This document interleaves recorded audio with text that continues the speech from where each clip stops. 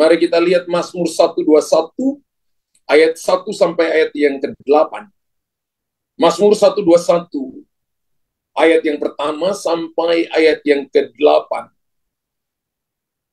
Nyanyian Singarah. Aku melayangkan mataku ke gunung-gunung. Dari manakah datang pertolongan? Dari manakah akan datang pertolonganku? Pertolonganku ialah dari Tuhan yang menjadikan langit dan bumi. Ia takkan membiarkan kakimu goyah, penjagamu tidak akan terlelap. Tema khotbah hari ini adalah Tuhanlah penjagaku. Ayat yang ketiga berkata, ia takkan membiarkan kakimu goyah, penjagamu tidak akan terlelap. Sesungguhnya tidak terlelap dan tidak tertidur penjaga Israel. Tuhanlah penjagamu, Tuhanlah naunganmu di sebelah tangan kananmu. Matamu tidak akan menyakiti, matahari tidak akan menyakiti engkau pada waktu siang, atau bulan pada waktu malam. Tuhan akan menjaga engkau pada waktu siang atau bulan. Matahari tidak menyakiti engkau pada waktu siang atau bulan pada waktu malam. Tuhan akan menjaga engkau terhadap segala kecelakaan. Ia akan menjaga nyawamu. Ayat yang ke-8.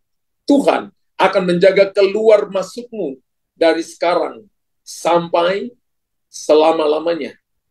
Kalau kita lihat Mazmur 121 ayat 1 sampai ayat yang ke-8, ayat-ayat ini menggambarkan kehidupan kita sebagai orang Kristen.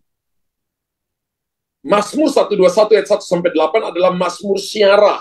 Syiarah itu adalah sebuah perjalanan, dan perjalanan saudara dan saya hari ini adalah perjalanan menuju surga. Ya, Tuhan akan menjaga keluar masukmu dari sekarang sampai selama-lamanya. Artinya perjalanan kita tidak hanya berhenti sampai di dunia, tapi perjalanan kita akan sampai di surga. Bapak Ibu tulis di kolom komentar. Perjalanan saya bukan cuma sampai di dunia, bukan sampai di kesuksesan, keberhasilan saya, tapi perjalanan saya sampai di surga.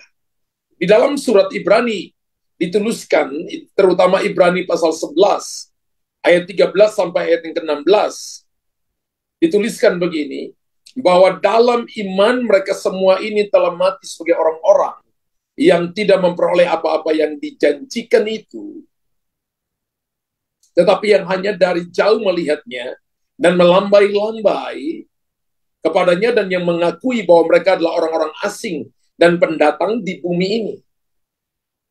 Sebab mereka yang berkata demikian menyatakan bahwa mereka dengan rindu mencari suatu tanah air. Dan kalau sekiranya dalam hal itu mereka ingat akan tanah asal yang telah mereka tinggalkan, maka mereka cukup mempunyai kesempatan untuk pulang ke situ. Ya, tanah asal kita adalah sorga. Tapi sekarang mereka merindukan tanah air yang lebih baik, yaitu suatu tanah air sorgawi. Kita harus merindukan bukan cuma tanah lahirnya kita, tapi tanah air yang lebih baik, suatu tanah air sorgawi. Sebab itu Allah tidak malu disebut Allah mereka, karena ia telah mempersiapkan sebuah kota bagi mereka. Dikatakan orang asing dan pendatang di bumi ini. Kita ini adalah orang asing dan pendatang di muka bumi ini yang merindukan tanah air sorgawi. Berapa banyak Bapak Ibu yang merindukan tanah air sorgawi? Tulis di kolom komentar, saya merindukan tanah air sorgawi. Kalau kita merantau, pasti setiap tahun Natal merindukan pulang ke tanah kelahiran kita. Tapi apakah saudara merindukan tanah air sorgawi? Dan Mazmur 121 ayat 1 sampai ayat yang ke-8 menjelaskan bahwa Tuhan akan menjaga keluar masukmu. Dikatakan bahwa namanya juga sebuah perjalanan, namanya ziarah. Selain kesenangan-kesenangan yang kita alami, yang kita nikmati, kita juga pasti akan menghadapi rintangan dan cobaan. Betul? Benar. Ini juga yang menjadi sebuah inspirasi. Seorang penginjil, saya baca bukunya bernama John Bunyan. Ya. John Bunyan ini menulis sebuah buku yang bernama Pilgrim's Progress atau Perjalanan Musafir. Ya. Nanti kalau Bapak Ibu baca, ya, ada yang sudah diterjemahkan dalam bahasa Indonesia. Perjalanan Musafir. Ya. Namun, walaupun kita tahu bahwa kita diciptakan Tuhan dan nantinya akan kembali kepada Tuhan, kita masih harus menghadapi segala persoalan di dunia ini. Kalau hari ini Bapak Ibu hadapi persoalan, hadapi tantangan, hadapi sebuah rintangan di dunia ini, itu sebenarnya hal biasa. Amin. Itu hal biasa. Kita harus menghadapi masa depan yang masih penuh dengan misteri. Kita nggak tahu hari esok seperti apa. Hari ini mungkin Anda gagal. Hari ini Anda belum melihat jalan keluar. Dan hari esok masih misteri. Amsal 27 ayat yang pertama berkata begini, jangan memuji diri karena hari esok. Jangan memuji diri karena esok hari. Amsal 27 ayat yang pertama. Karena engkau tidak tahu apa yang akan terjadi hari itu. Kita nggak berkata, besok saya akan begini, saya akan jadi. Kita nggak akan tahu hari itu. Karena masa depan itu penuh dengan misteri. Apapun bisa terjadi dalam hidup ini. Benar, Bapak Ibu?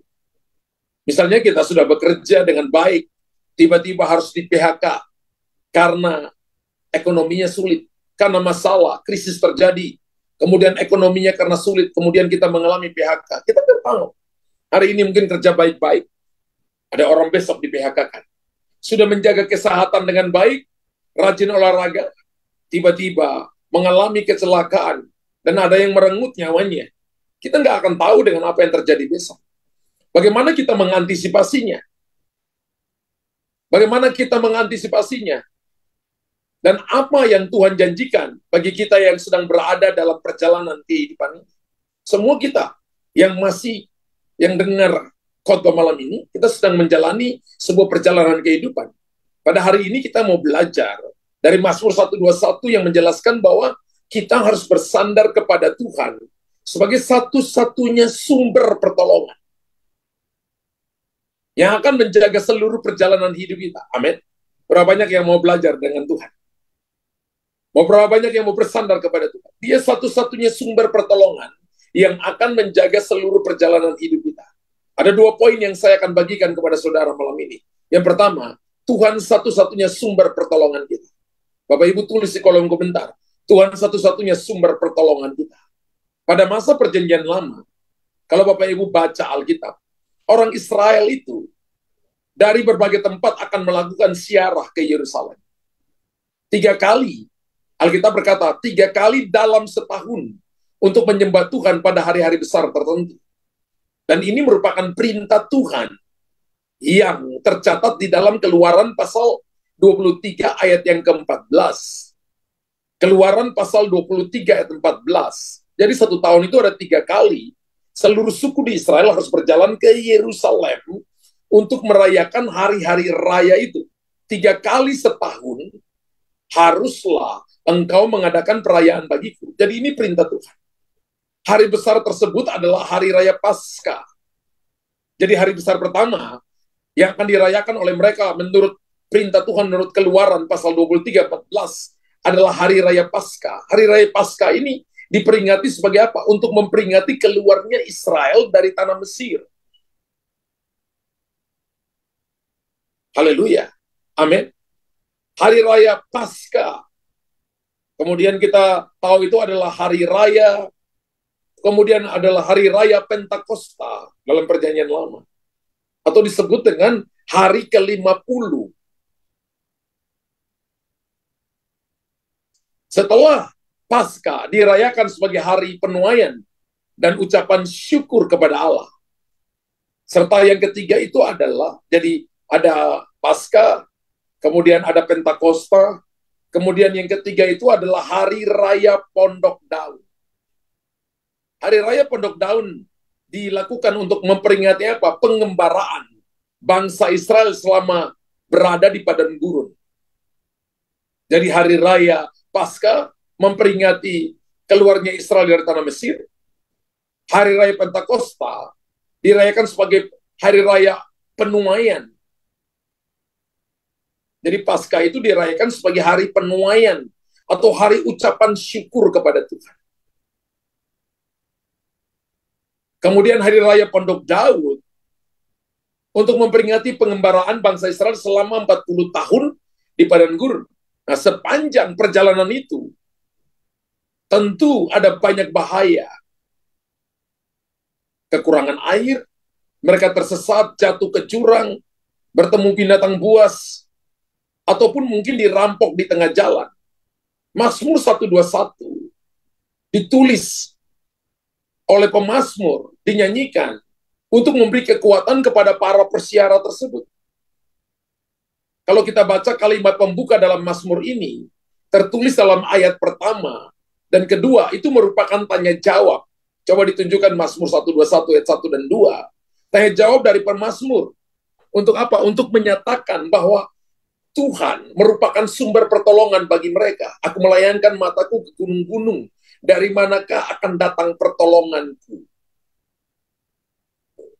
Pertolonganku ialah dari Tuhan yang menjadikan langit dan bumi. Pada saat mereka melihat gunung-gunung di kejauhan, pemazmur membayangkan bahwa segala kemungkinan celaka bisa terjadi pada waktu dia harus mendakinya. Karena di gunung itu banyak kuil penyembahan berhala pada masa itu, saudara. Jadi dengan melayangkan pandangan matanya ke gunung-gunung, itu sumber mara bahaya. Itu sumber kengerian. Karena ada penyembah berhala yang menyembah berhala tertentu dan harus menyerahkan anaknya, harus membunuh orang lain. Dan Alkitab berkatakan, aku melayangkan mata ke gunung-gunung. Dari manakah datang pertolonganku? Pertolonganku ialah dari Tuhan yang menjadikan langit dan bumi.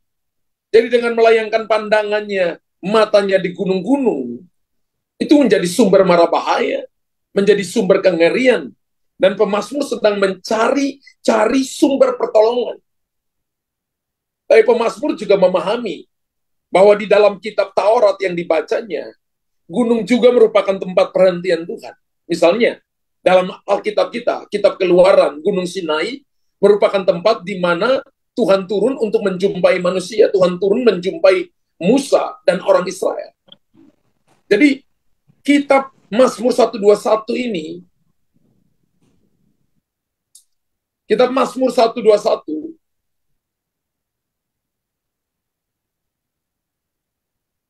pemazmur diingatkan bahwa dia mempunyai sumber pertolongan yang sejati. Dengan dia melihat gunung, yaitu Allah yang menjadikan langit dan bumi. Pertolongan dia adalah Tuhan Yesus. Pertolongan dia adalah Elohim, Yahweh. Dan kalimat ini sangat penting, saudara. Kenapa sangat penting? Karena kalau kita menganalisa kata menciptakan di dalam Kejadian pasal yang pertama, ayat yang pertama, pada mulanya Allah menciptakan langit dan bumi. Maka makna kebesaran Tuhan dalam menciptakan bukan hanya karena dia mampu menjadikan apa yang tadinya tidak ada menjadi ada, bukan cuma itu. Tapi kebesaran dari kata menciptakan ini yang dipakai oleh Tuhan, created ini, sesungguhnya terlihat pada kuasa yang mutlak, sehingga tidak ada yang menghalanginya pada waktu penciptaan. Dan ketika Tuhan menciptakan langit dan bumi, tidak ada satupun setan sudah ada dibuang, sudah dilemparkan, dan tidak ada yang menghalangi Tuhan menciptakan. Itu bicara tentang ketika Tuhan menciptakan, maka mutlak tidak ada yang menghalanginya pada waktu penciptaan. Kenapa? Karena dia kurios, Allah Maha Besar. Dan sekali dia merencanakan untuk menciptakan alam semesta, maka itu pasti terjadi dan tidak ada pihak lain, bahkan setan, yang dapat menggagalkannya. Jadi kita sedang datang kepada Allah yang luar biasa, agung dan mulia, agung dan besar. Kalau saya lihat dalam Ayub 23 ayat 13, Ayub berkata, ia tidak pernah berubah. Siapa dapat menghalangi dia? Apa yang dikehendakinya dilaksanakannya juga. Tuhan itu tidak pernah berubah. Ayub 23 ayat yang ke-13. Siapa yang dapat menghalangi dia? Apa yang dikehendakinya dilaksanakannya juga. Wow. Ayub sedang menulis tentang kebesaran Tuhan, tentang kekuasaan, tentang kedahsyatan Tuhan. Tidak ada yang bisa menghalanginya ketika dia menciptakan langit dan bumi ini. Dan Tuhan mampu menciptakan langit dan bumi. Maka saya percaya juga Tuhan mampu mengontrol segala sesuatu yang ada di dalamnya. Benar? Misalnya kejadian alam, teknologi, sejarah, ekonomi, politik, termasuk juga perjalanan hidup manusia. Saya percaya ada di dalam genggaman Tuhan. Bapak Ibu bisa lihat di Mazmur 139 ayat 1 sampai ayat 15. Seluruh perjalanan hidupmu telah dicatat dalam kitab-kitabnya Tuhan. Jadi Tuhan sudah tahu, Tuhan sudah genggam seluruh perjalanan hidup kita, mau kemana kita akan jadi apa kita. Persoalan yang kita alami, Tuhan sudah tentukan batasannya, jalan keluarnya, waktu untuk Tuhan pulihkan saudara, waktu untuk Tuhan bawa kita naik. Semua ada dalam genggamannya. Tidak ada satu bima sakti pun yang hari ini saling bertabrakan satu dengan yang lain karena ada di dalam kendali Tuhan ketika Tuhan menciptakan langit dan bumi ini. Dan saya percaya juga bahwa hidup saudara dan saya ada dalam genggaman Tuhan. Ketika saudara lihat bahwa hidupmu tidak teratur, percayalah. Ketidakteraturan bagi kita. Siapa tahu itu keteraturan bagi Tuhan. Amin. Pemahaman bahwa pertolongan datang dari Tuhan. Penciptaan langit dan bumi yang maha kuasa memberi kekuatan yang sangat besar bagi kita sebagai orang-orang yang sedang berjalan di muka bumi ini sebagai peziarah. Walaupun berbagai mara bahaya bisa ditemui oleh peziarah itu di sepanjang perjalanan, namun jika mereka bersandar kepada Tuhan. Kalau orang bersandar kepada Tuhan, apa yang dia takutkan sih? Keyakinan orang Israel tersebut sejalan dengan perkataan Rasul Paulus dalam surat Roma pasal 8 ayat 31. Jika Allah di pihak kita, siapakah yang akan melawan kita? Amin. Kalau Tuhan di pihak saudara, siapa yang akan melawan saudara? Kalau Tuhan ada di pihak kita, tidak perlu takut. Dengan menyanyikan Mazmur 121 ayat 1 sampai 8, para persiara diingatkan akan pengembaraan nenek moyang mereka di padang gurun. Israel itu merupakan bangsa yang sangat kecil. Bangsa yang sangat kecil. Sekarang ini jumlahnya mungkin 12 juta, saudara. Ya, sependuduk model se-Jakarta begini ya. Mereka juga tidak terbiasa berperang dan hidup di padang gurun. Bahkan mental mereka itu rusak karena selama 430 tahun lebih mereka diperbudak di Mesir. Ini bangsa kecil, biasa hidup di padang gurun, tidak terbiasa berperang, kemudian diangkut jadi budak, saudara. 430 tahun di Mesir. Tapi Bapak Ibu perhatikan begini, kalau kita baca bagaimana Musa membawa mereka keluar dengan tangan yang teracung oleh Tuhan dan memukul bangsa Mesir sampai rajanya mati di laut Teberau. Itu membuktikan bahwa Tuhanlah pertolongan bagi orang-orang yang percaya. Perjalanan mereka berhasil, bahkan mereka mengalahkan bangsa-bangsa yang lebih kuat dari mereka. Mereka mengalahkan 31 raja, bukan cuma bangsa Mesir yang mereka jarah dalam satu malam. 31 raja di Kanaan dikalahkan oleh bangsa yang baru diperbudak ini. Karena Tuhan menyertai mereka. Saudara tentu ingat bagaimana ajaibnya peperangan yang dilakukan oleh bangsa Israel. Bisa kita lihat dalam Keluaran 17 ayat 11. Dan terjadilah apabila Musa mengangkat tangannya, lebih kuatlah Israel. Ini peperangan yang ditentukan oleh angkat tangan Musa atau turunnya tangan Musa. Tapi apabila ia menurunkan tangannya, lebih kuatlah Amalek. Sehingga karena tangannya penat, maka Harun dan Hur harus menopang tangannya sampai Yosua mengalahkan Amalek dengan mata pedang. Dan ini membuktikan bahwa Tuhan adalah sumber kemenangan. Tuhan adalah sumber kekuatan bagi kita. Jadi bukan kekuatan kita sendiri. Bukan kekuatan duniawi kita. Kita tidak akan bisa mengandalkan kekuatan sendiri kalau bukan Tuhan menolong kita. Kita tidak akan bisa mengalami kemenangan yang pasti kalau Tuhan tidak di pihak kita. Saya juga bisa mengambil contoh. Misalnya, orang mengandalkan contoh dari sesuatu yang bisanya diandalkan orang, yaitu uang. Dan orang selalu berpikir semakin banyak uang, semakin aman masa depan kita. Apakah benar? Semakin banyak uang, semakin aman masa depan kita? Benar atau salah? Ya, jawab sendiri, nggak usah tulis di kolom komentar. Pertanyaannya, apakah itu benar? Saya baca cerita dari seorang pengusaha terkaya di Indonesia di pada zaman Orde Baru, namanya Lim Sioliang. Pernah mengalami kejadian pahit justru karena banyak uang.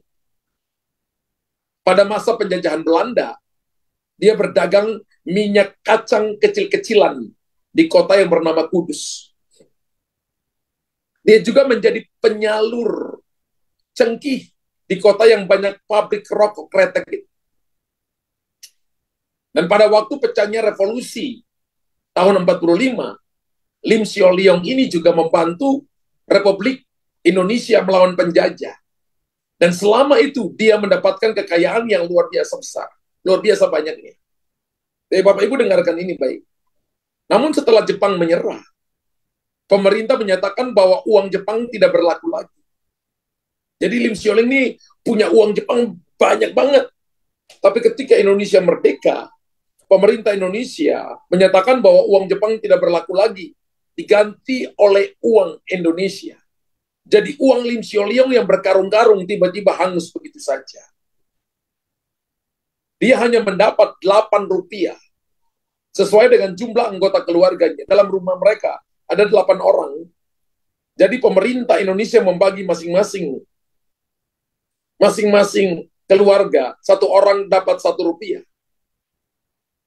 Nah dari sini kemudian memetik sebuah pelajaran bahwa bisnis tidak boleh atas dasar uang. Tetapi harus atas dasar barang atau aset. Ini sebuah cerita dari Lim Sioliang, saudara. Apa yang ditulis yang saya baca ceritanya. Kemudian dia pelajari satu hal bahwa bisnis tidak boleh atas dasar uang. Tetapi harus dasar barang, yaitu aset. Namanya income pasif. Anda beli tanah, Anda beli emas, Anda simpan, ya, maka harganya akan terus naik. Tapi pertanyaannya begini, kalau itu berupa aset, apakah aset juga bisa diandalkan?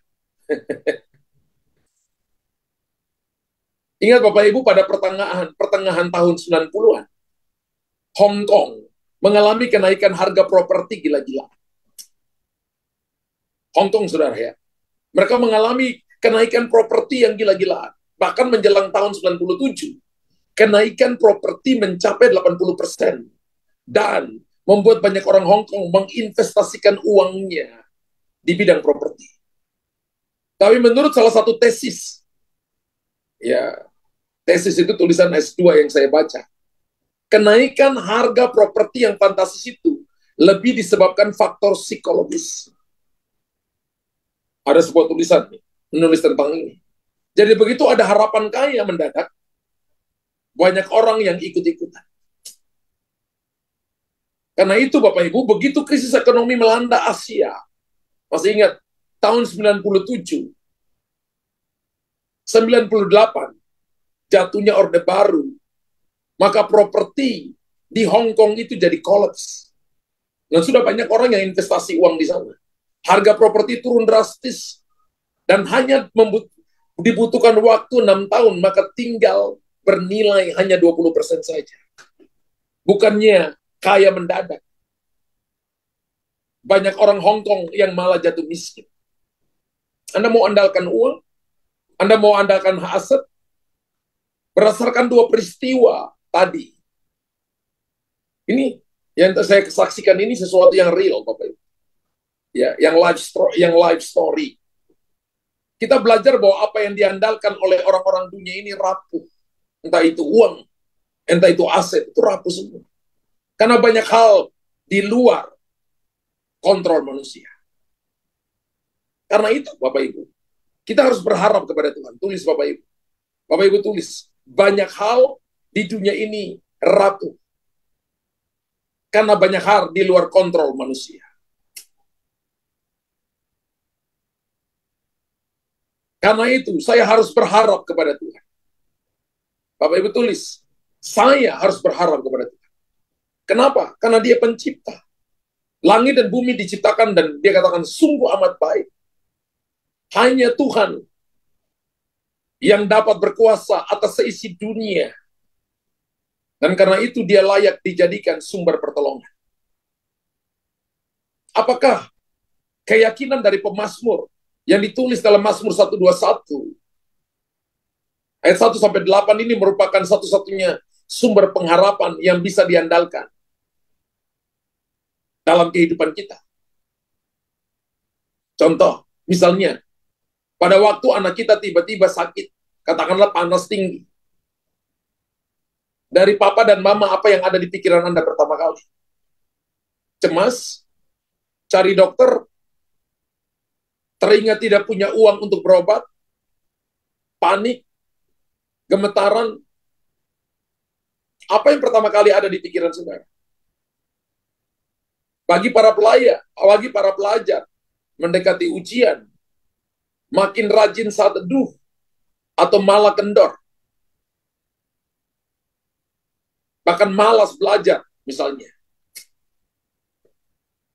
Saya percaya bukan kalau kita mengandalkan Tuhan, maka seharusnya masalah apapun yang datang, dialah yang pertama kali kita cari. Amin. Harusnya dalam keadaan apapun, situasi apapun, yang ada di pikiran kita, nomor satu itu Tuhan. Satu hal yang menunjukkan bahwa kita benar-benar bersandar pada Tuhan dan mempercayai Dia sebagai Tuhan dan mempercayai Dia sebagai pengendali kehidupan kita adalah dengan menjadikan doa sebagai pusat hidup kita. Jadi sebenarnya orang yang suka berdoa itu adalah orang yang berkata kepada Tuhan, saya nggak bisa apa-apa tanpa Tuhan ikut serta. Yang kedua, orang yang suka berdoa itu karena dia mempercayai bahwa dia tidak bisa mengendalikan seluruh hidupnya, hanya Tuhan yang sanggup mengendalikan hidupnya. Dan tahukah Bapak Ibu, Tuhan sangat senang kalau kita sebagai ciptaan mengandalkan Dia.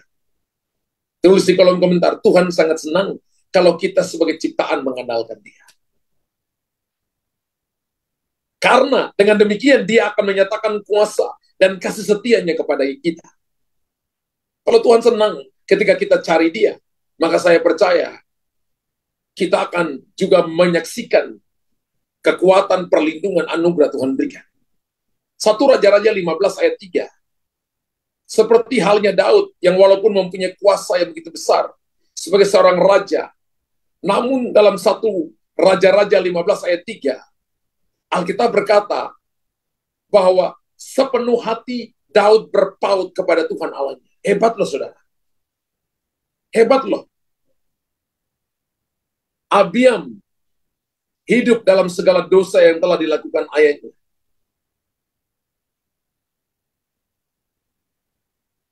Dan ia tidak dengan sepenuh hati berpaut kepada Tuhan Allahnya seperti Daud nenek moyangnya. Seperti Daud moyangnya. Abia ini cucunya Daud. Dia hidup tidak seperti Daud. Daud itu dalam kegemilangan hartanya, dalam kebesaran kedudukan sebagai raja, tapi hatinya selalu berpaut kepada Tuhan. Selalu mengandalkan Tuhan. Dan saya mau ajak Bapak Ibu, mari kita juga bersandar sepenuhnya pada Dia yang adalah sumber pertolongan dalam setiap pergumulan kita. Jika dengan kemahatauannya Tuhan mampu merancang alam semesta yang begitu rumit ini, dan dengan kemahakuasaannya Tuhan mampu menopangnya hingga masih ada hingga detik ini. Masa sih kita lebih bergantung sama dokter dibandingkan Tuhan? Masa sih kita tidak percaya kalau Tuhan tahu bagaimana cara yang terbaik untuk menutup hutang-hutang kita? Dokter mungkin katakan, kamu nggak bisa sembuh, kamu sakit ini. Bisa sih Tuhan pakai dokter. Karena kesembuhan secara natural, Tuhan juga bisa pakai tangan manusia, tangan dokter, ilmu pengetahuan bisa dipakai. Tapi saya sedang bicara tentang bagaimana siapa yang Anda dan saya prioritas pertama kali. Kalau langit dan bumi aja ditopang, dijaga, sampai hari ini semuanya dalam keadaan baik saja. Kalau Anda dan saya mengandalkan Tuhan, keadaanmu akan semakin baik. Kalau Tuhan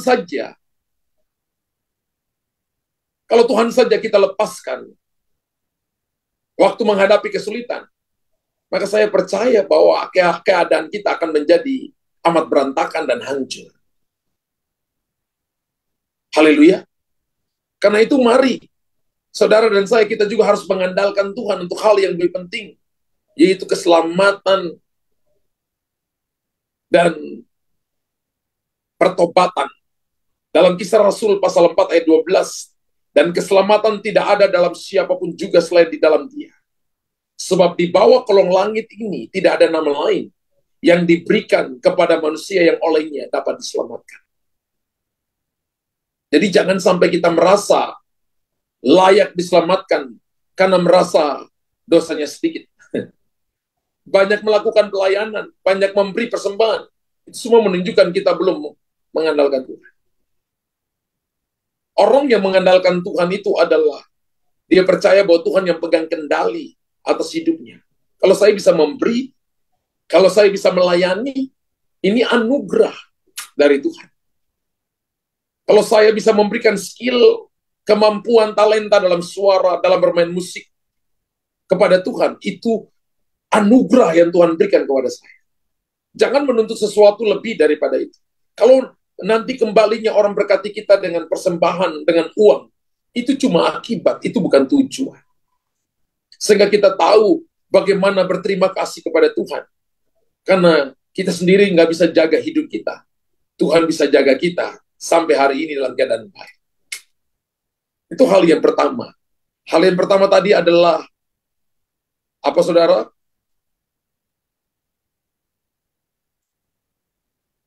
Tuhan satu-satunya sumber pertolongan kita. Dan hal yang kedua, yang kita mau belajar malam ini adalah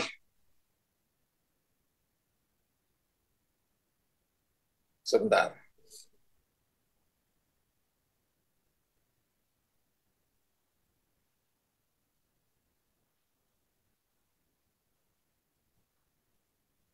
Tuhan akan menjaga seluruh perjalanan hidup kita. Pertama, Tuhan adalah sumber satu-satunya hidup kita. Tuhan satu-satunya pertolongan kita. Yang kedua, Tuhan akan menjaga seluruh perjalanan hidup kita. Setelah menyatakan komitmennya pada Tuhan, dalam Mazmur 121, pemazmur melanjutkan dengan menjelaskan apa yang akan Tuhan lakukan kepada orang-orang yang bersandar kepadanya. Pada ayat ketiga dan ayat yang keempat, dari Mazmur 121, ayat 3 dan ayat 4, Ia takkan membiarkan kakimu goyah. Penjagamu tidak akan terlelap. Sesungguhnya, tidak terlelap dan tidak tertidur penjaga Israel. Boleh ditunjukkan ayat 3 dan ayat yang keempat. Pada ayat 3 dan ayat keempat, pemazmur menggambarkan Tuhan itu seperti gembala yang tanpa pernah tidur, yang senantiasa menjaga domba-dombanya, menjaga saudara dan saya. Bapak Ibu harus tahu bahwa dialah penjaga yang tidak pernah terlelap. Kemudian pada ayat yang kelima dan keenam, firman Tuhan berkata, Tuhanlah penjagamu, Tuhanlah naunganmu di sebelah tangan kananmu. Matahari tidak menyakiti engkau pada waktu siang, atau bulan pada waktu malam. Kalau tadi Tuhan digambarkan ayat 3 dan 4 sebagai gembala, pada ayat 5 dan ayat yang ke-6, Tuhan digambarkan sebagai seorang penjaga yang tidak terlihat, yang memberikan perlindungan sepanjang waktu. Kalau hari ini Anda rasa sendiri, pergumulan berat, ingat, dia penjaga yang tidak pernah terlelap. Bapak, Ibu, dan saya mungkin tidak melihatnya, tapi dia ada bersama-sama dengan saudara. Naungan di sebelah tangan kananmu. Dia perlindungan, dialah kekuatan bagi saudara. Kemarin saya pergi pelayanan ke salah satu kota di Jawa Timur, dan ketemu seorang anak gadis, dia duduk di kursi roda. Dia mengalami masalah sehingga dia duduk di kursi roda sejak lahir. Dan Tuhan tunjukkan kepada dia ketika satu waktu dia berdoa, matanya itu bisa melihat malaikat. Dia bisa melihat malaikat. Jadi saya datang hari Jumat, dan ketika malam itu saya ketemu dengan para pekerja, saya khotbah di depan. Selesai saya khotbah di depan, maka dia minta orang tuanya mendorong dia ke depan, ketemu dengan saya, dia salaman dan dia katakan, pastor. Saya lihat tadi ketika pastor berkhotbah di depan. Saya lihat ada 2 malaikat yang tinggi besar di belakang pastor. Bahkan ketika pastor bicara dengan saya lihat ada malaikat yang sepertinya itu jadi satu dengan pastor. Dan sepertinya keluar di bagian, dia bisa lihat malaikat. Saya nggak bisa lihat. Tuhan selalu menjaga saudara. Naungan di sebelah tangan kanan. Menggambarkan bahwa Tuhan menjadi perisai. Tuhan menjadi sumber kemenangan yang melindungi orang-orang percaya. Dan Mazmur ini kemudian ditutup dengan ayat ke-7 dan 8. Tuhan akan menjaga engkau terhadap segala kecelakaan. Ia akan menjaga nyawamu. Tuhan akan menjaga keluar masukmu dari sekarang sampai selama-lamanya. Berarti ayat ini menyatakan bahwa Tuhan akan menjaga apapun yang terjadi dalam perjalanan mereka dari awal sampai akhir. Tuhan pun nggak jaga kita hanya cuma sebentar, lalu Tuhan berkata, aku capek, kamu keras kepala. Tidak. Tapi Tuhan menjaga kita dari awal sampai akhir, keluar masuk kita. Dan semua pengembaraan ini yang ditulis dalam Mazmur 121 ayat 1-8, perjalanan hidup saudara dan saya selama di bumi ini menunjukkan bahwa Tuhan yang kuat, yang perkasa, yang akan menjaga kita. Dia bertanggung jawab atas kita. Dia maha kuasa, dia maha tahu, dia maha hadir di setiap perjalanan hidup anak-anaknya. Yang percaya katakan amin. Yang percaya tulis amin. Dan apakah penjagaan Tuhan yang sekuat ini akan selalu diberikan kepada kita? Jawabannya ya. Perhatikan kata yang sangat penting di ayat 4. Penjaga Israel. Bapak Ibu perhatikan. Tolong tunjukkan Mazmur 121 ayat yang keempat. Dikatakan, perhatikan kata yang sangat penting di sini. Dikatakan sesungguhnya tidak terlelap dan tidak tertidur penjaga Israel. Pertanyaannya, siapakah Israel? Siapakah Israel? Hosea 11 ayat yang pertama. Ketika Israel masih muda, kukasihi dia, dan dari Mesir kupanggil anakku itu. Ketika Israel masih muda, kukasihi dia, dan dari Mesir kupanggil anakku itu. Bagi Tuhan, Israel itu adalah anaknya. Kalau ada orang yang ganggu anaknya, kira-kira bapaknya marah tidak? Bapaknya pasti marah. Kalau ada orang yang tempeleng anaknya tanpa ada salahnya, kira-kira bapaknya marah tidak? Balas tidak? Orang itu akan ditempeleng tidak? Ditempeleng. Ulangan 32 ayat 18 dikatakan, gunung batu yang memperanakan engkau. Ulangan 32 ayat 18. Gunung batu yang memperanakan engkau telah kau lalaikan dan telah kau lupakan Allah yang melahirkan engkau. Dan dikatakan bahwa Israel itu dilahirkan oleh Tuhan, dilahirkan oleh Allah. Wow, jadi Tuhan merasakan sebuah kesakitan ketika melahirkan Israel. Dari sini kita bisa belajar bahwa ada sebuah relasi antara Allah dengan Israel. Dan relasi yang terbangun adalah sebuah keintiman. Sehingga dia menyebut Israel sebagai anak-anaknya. Wow. Yang dilahirkan, yang dibesarkannya sendiri. Dan itulah yang menjadi dasar bahwa Tuhan akan menyertai Israel sampai selama-lamanya. Makanya jangan mengutuk Israel. Jangan mengutuk Israel. Bahkan Allah juga akan bersaksi kalau anak-anaknya mendapat ancaman dari dunia. Ya. Keluaran pasal 4 ayat 23, 22 sampai 23 maksud saya. Tuhan juga bersaksi bahwa mereka akan mendapat ancaman dari dunia. Keluaran pasal 4 ayat 22-23, maka engkau harus berkata kepada Firaun, beginilah firman Tuhan, Israel ialah anakku. Anakku yang sulung. Sebab itu aku berfirman kepadamu, biarkanlah anakku itu pergi, supaya ia beribadah kepadaku. Tetapi jika engkau menolak membiarkannya pergi, maka aku akan membunuh anakmu yang sulung. Tuhan pernah bahwa bangsa ini yang Tuhan katakan anaknya itu dari Mesir dengan tangan yang teracung, dengan tulah terakhir, yaitu membunuh anak-anak sulung Mesir. Kenapa? Karena mereka tidak mau membiarkan anaknya pergi, yaitu Israel. Lihat bagaimana Tuhan membuat perhitungan kepada mereka yang berani mengusik anak-anaknya. Jadi kalau misalnya ada orang memperlakukan Anda dengan salah, maka jangan balas. Tuhan akan memberi perhitungan kepada mereka. Kalau orang mengusik Israel, maka Tuhan akan membuat perhitungan dengan mereka yang berani mengusik anak-anaknya. Karena Tuhan katakan Israel itu anaknya. Jika Firaun tidak mau melepaskan Israel, karena Israel adalah anak kesayangannya, maka Allah akan mengambil nyawa anak sulung Firaun, anak sulung daripada penduduk Mesir, anak kesayangannya, sekaligus penerus taktanya di Mesir, diambil oleh Tuhan. Ketika kematian anak-anak sulung terjadi. Kemudian Bapak Ibu perhatikan, apakah Tuhan yang menyertai umatnya juga akan menyertai kita secara pribadi? Berapa banyak yang percaya Tuhan akan sertai kita secara pribadi? Saya belajar, saudara, dalam perjanjian lama. Dalam teologi perjanjian lama, orang Israel memahami bahwa penjagaan yang diberikan Tuhan kepada bangsa Israel juga akan terjadi pada diri masing-masing pribadi orang Israel. Jadi bukan cuma menyertai satu bangsa secara keseluruhan, tapi dalam teologi perjanjian lama, Tuhan juga menyertai pribadi lepas pribadi.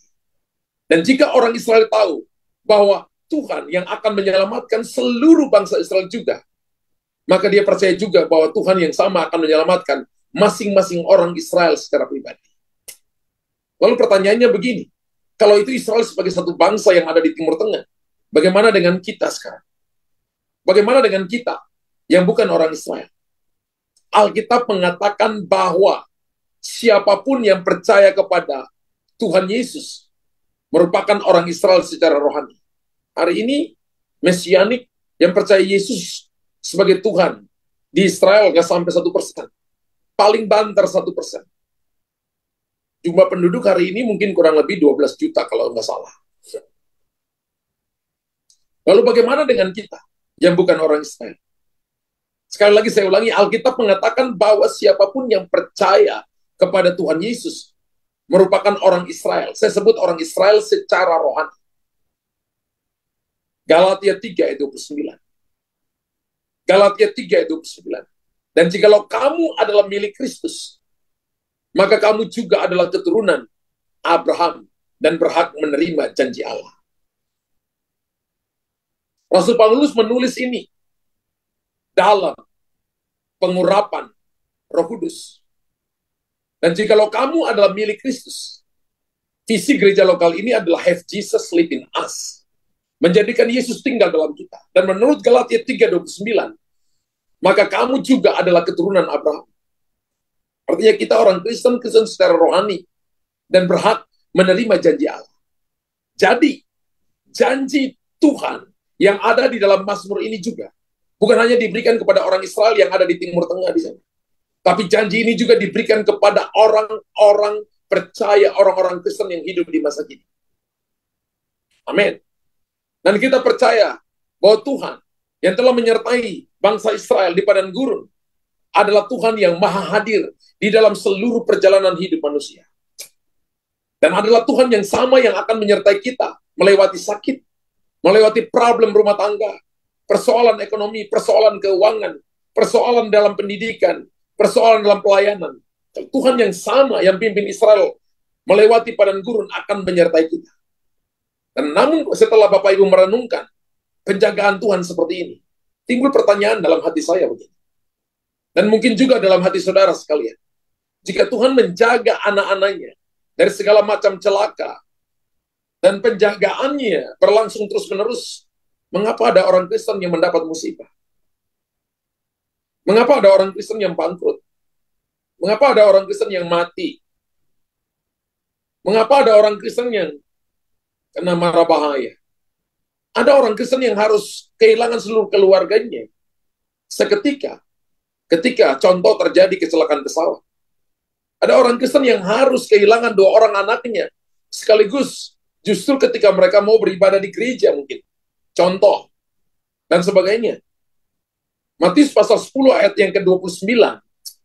Matius 10 ayat 29 berkata gini, bukankah burung pipit dijual 2 ekor seduit?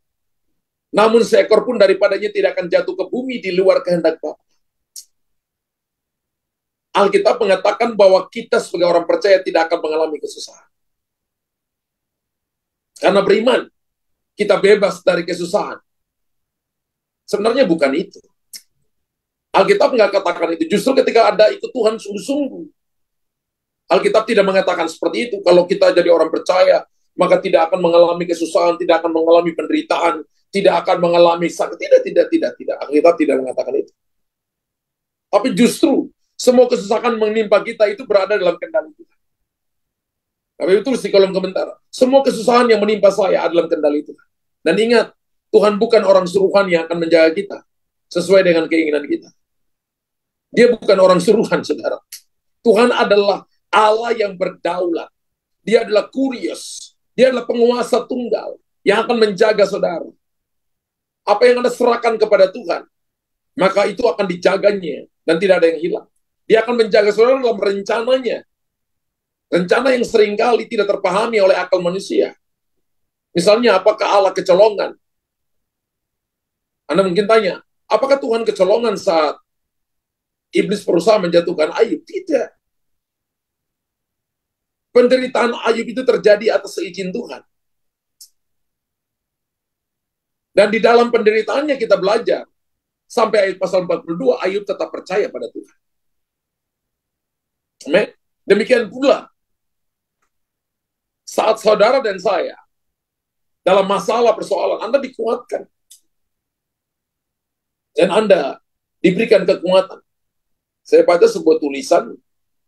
Buku ini menceritakan tentang kisah-kisah penganiayaan yang terjadi kepada orang-orang Kristen oleh ekstremis di negara tertentu. Misalnya pada waktu ISIS memasuki suatu daerah, maka mereka, ini sebuah tulisan literatur yang saya baca, mendandai rumah-rumah orang Kristen dengan huruf N.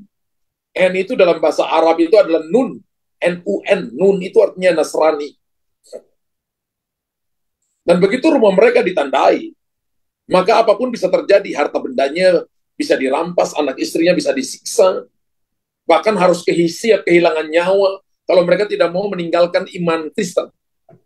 Tapi justru yang terjadi adalah melalui penganiayaan itu, iman mereka semakin kokoh. Kasih mereka kepada Tuhan semakin melimpah. Inilah bentuk penjagaan Tuhan. Mungkin hartanya diambil. Mungkin dia dipukuli, tapi imannya semakin melimpah. Itu penjagaan Tuhan. Dan hal ini khusus diberikan kepada orang percaya. Harta kita mungkin boleh ludes. Kesehatan kita mungkin boleh merosot. Bahkan keadaan kita mungkin begitu buruk sehingga seolah-olah Tuhan meninggalkan kita. Namun, Bapak Ibu dengarkan ini, Roh Kudus akan menjaga kita sehingga kita tetap bisa mempertahankan harta kekal kita, yaitu Kristus. Bapak Ibu tulis di kolom komentar, harta kekal saya yaitu Kristus. Hari ini mungkin Bapak Ibu kehilangan uang. Uangnya habis, kesehatannya merosot. Jangan berpikir Tuhan tinggalkan saudara, itu iman kekanak-kanakan. Dan dia akan memberi hikmat, damai, sejahtera kepada kita. Dan di tengah-tengah segala kesulitan yang kita alami, justru kita akan melihat batu loncatan. Kita akan semakin dewasa rohani. Dan orang akan memuliakan nama Tuhan. Haleluya. Lihat Matius pasal 28 ayat 20. Tuhan berkata, hendaklah ini menjadi kekuatan untuk menjalani hidup dan melewati segala permasalahan dengan bersandar pada janji Tuhan. Matius 28 ayat 20 berkata, dan ajarlah mereka melakukan segala sesuatu yang kuperintahkan kepada, dan ketahuilah, aku menyertai kamu senantiasa sampai kepada akhir zaman. Aku menyertai kamu senantiasa sampai kepada akhir zaman. Janji ini untuk Anda dan saya.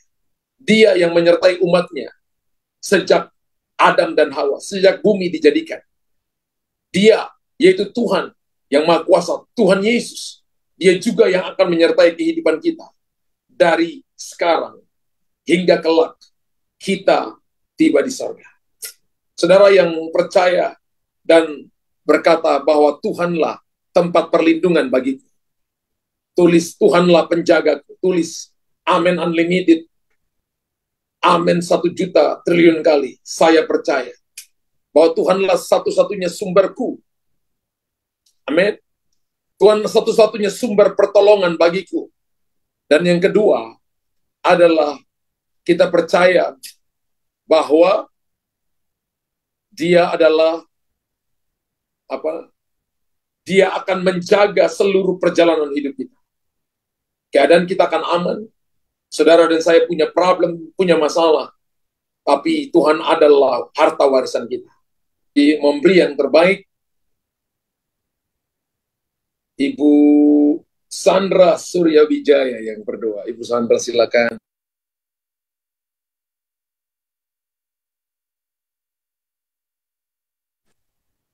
Shalom, Pastor. Ya, shalom Bu. Shalom. Mari kita satukan hati untuk berdoa persembahan. Terima kasih Bapak yang baik. Kami sungguh bersyukur Tuhan pada malam hari ini untuk firman-Mu yang menguatkan kami Tuhan. Terima kasih Tuhan. Kami mau bersandar sepenuhnya seluruh hidup kami ke dalam tangan-Mu dan kami percaya Tuhan bahwa Tuhanlah satu-satunya tempat perlindungan kami yang akan selalu menjaga seluruh perjalanan hidup kami. Hanya di dalam Engkau Tuhan kami aman. Terima kasih Bapak, berkati Pastor Luther yang sudah membagikan firman-Mu kepada kami Tuhan. Biarlah Tuhan, penyertaan Tuhan, perlindungan Tuhan, dan penjagaan Tuhan sempurna atas Pastor Luther dan keluarganya. Dan biarlah Tuhan terus memakai Pastor Luther lebih dan lebih lagi untuk memenangkan jiwa-jiwa bagi amat kemuliaan nama-Mu Tuhan. Tuhan Yesus, kami mau membawa Tuhan persembahan kami, biarlah Roh Kudus yang memimpin kami pribadi lepas pribadi untuk memberikan yang terbaik Tuhan. Sucikan, kuduskan persembahan kami ini Tuhan. Terima kasih Bapa, dan berkati setiap tangan-tangan yang sudah memberi Tuhan. Terima kasih Bapa yang baik. Di dalam nama Tuhan Yesus kami sudah mengucap syukur dan siap untuk memberi. Haleluya, amin. Terima kasih, selalu memberi.